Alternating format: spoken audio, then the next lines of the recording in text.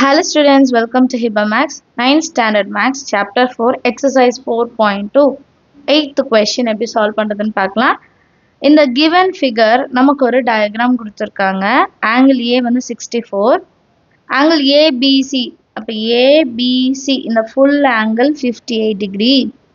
If BO and CO are the bisectors of ABC and ACB, BO line CO line ABC angle ஓட bisector and BCA or ACB ஓட bisectors அப்படின்னா என்ன அர்த்தம்? இப்போ இந்த angle இப்படி இருக்கு பாத்தீங்களா? இந்த angle BO line வந்து bisect பண்ணுது, ரெண்டா பிரிக்குது. இப்போ இது 58 னா இது 29, இதுவும் 29. bisect அப்படின்னா ரெண்டா பிரிக்குது, equal halves பிரிக்குது. இப்போ ரெண்டுனா கரெக்டா ஈக்குவலா bisector, 4 னா 2 2 அந்த மாதிரி பிரிக்கலாம். Respectively of triangle ABC, find x and y. x இங்க இருக்கு, y இங்க இருக்கு. சரிங்களா? ஸோ டயக்ராம் வச்சு ஈஸியாக கண்டுபிடிச்சிடலாம். இப்போ ஒரு ட்ரையாங்கிள் ஏபிசி இருக்கு, ஏ ஆங்கிள் இருக்கு, பி ஆங்கிள் இருக்கு, சி ஆங்கிள் இல்லை. ஃபர்ஸ்ட் சி ஆங்கிளை கண்டுபிடிச்சிட்டோம்னா ஒய் வேல்யூ கண்டுபிடிச்சிடலாம், டிவைடட் பை 2. ஈஸி இல்லையா? சொல்யூஷன்ல in triangle ABC, in triangle ABC, angle A plus angle B plus angle C is equal to 180 degree by angle sum property இல்லையா?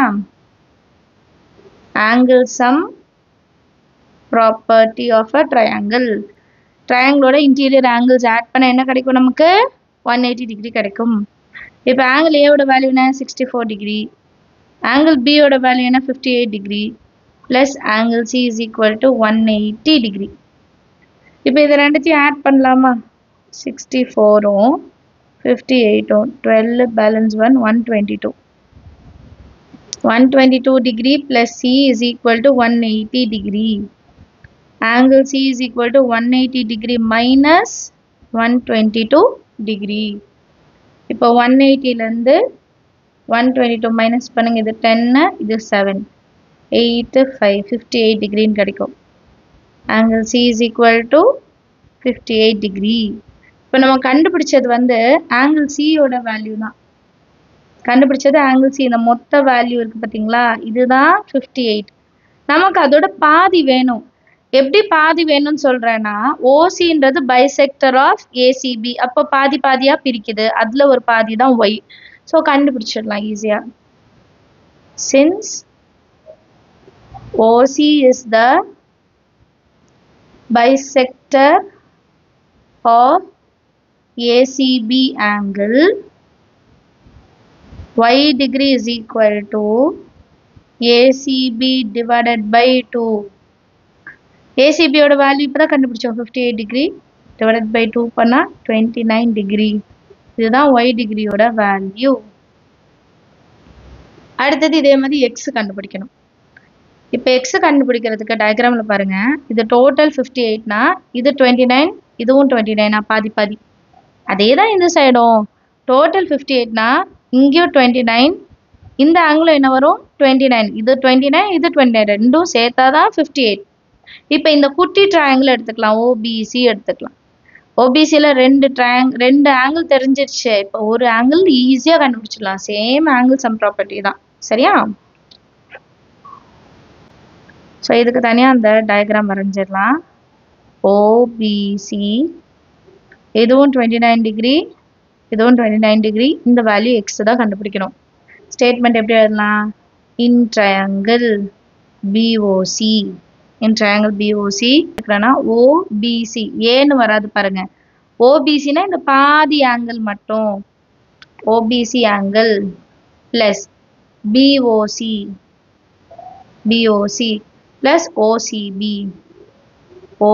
இது எல்லாத்தையும் சேர்த்தா எனக்கு எவ்வளோ வேல்யூ கிடைக்கணும்? 180 டிகிரி கிடைக்கணும். அதே ஆங்கிள் சம் ப்ராப்பர்ட்டி தான். இப்போ இதோட வேல்யூ என்னது? OBC value 29 degree, BOC angle வந்து X, OCBயும் 29 degree, which is equal to 180 degree. இப்போ ரெண்டு 29 இருக்கு, 29 29 58 degree plus X degree is equal to 180 degree. x degree is equal to 180 degree minus 58 degree. அப்போ x degreeலேருந்து அப்போ 180லேருந்து 58 மைனஸ் பண்ணுறோன்னு வைங்க, இது 2 ஆகிடும் to 122 degree. Therefore x is equal to 122 degree, y is equal to 29 degree. அவ்வளோதான், ரொம்ப ஈஸியான some. Understand ஆகுதா? ரெண்டு ட்ரையாங்கிள், ரெண்டுத்துக்குமே ஆங்கிள் சம் ப்ராப்பர்ட்டி தான் எடுக்கிறோம், சால்வ் பண்ணுறோம், எக்ஸ் வேல்யூனா ஒய் வேல்யூனா கண்டுபிடிச்சிடலாம். அண்டர்ஸ்டாண்ட் ஆகுது இல்லையா? நம்ம சேனல் இது வரைக்கும் சப்ஸ்கிரைப் பண்ணலன்னா மறக்காம சப்ஸ்கிரைப் பண்ணுங்க, கூட பெல் ஐகான் செலக்ட் பண்ணிடுங்க, உங்களோட ஃப்ரெண்ட்ஸ் சர்க்கிளையும் ஷேர் பண்ணிடுங்க. தேங்க்யூ ஸோ மச் ஃபார் வாட்சிங்.